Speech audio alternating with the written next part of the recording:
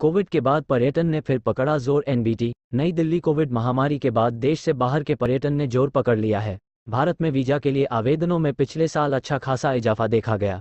साल 2022 में वीजा आवेदनों की संख्या कोविड के पहले के स्तर के 80% के करीब पहुंच गई है।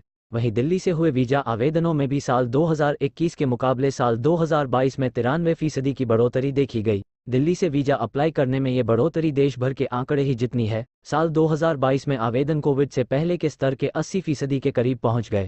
वहीं देश भर की बात करें तो साल 2021 के मुकाबले साल 2022 में लेकर मांग ऊंचे स्तर पर है और भारत अभी भी ओवरसीज ट्रैवल के लिए टॉप मार्केट बना हुआ है। वीएफएस ग्लोबल के सीईओ शून्य प्रबुद्ध सेन, दक्षिण एशिया, ने कहा, भारत में हमें साल 2022 में बेमिसाल मांग देखने को मिली है।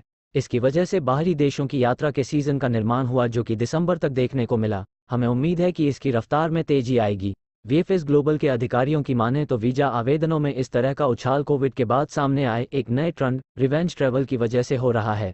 एक और कोविड के केसों पर नियंत्रण हुआ है तो दूसरी ओर वैक्सीनेशन ने भी लोगों के मन का डर निकालने का काम किया है। धीरे धीरे दुनिया के कई देशों ने पर्यटन से विदेश में पढ़ने के लिए स्टूडेंट्स वीजा में इजाफा। पर्यटन के फिलहाल के पैटर्न में एक और बात देखने को मिली है।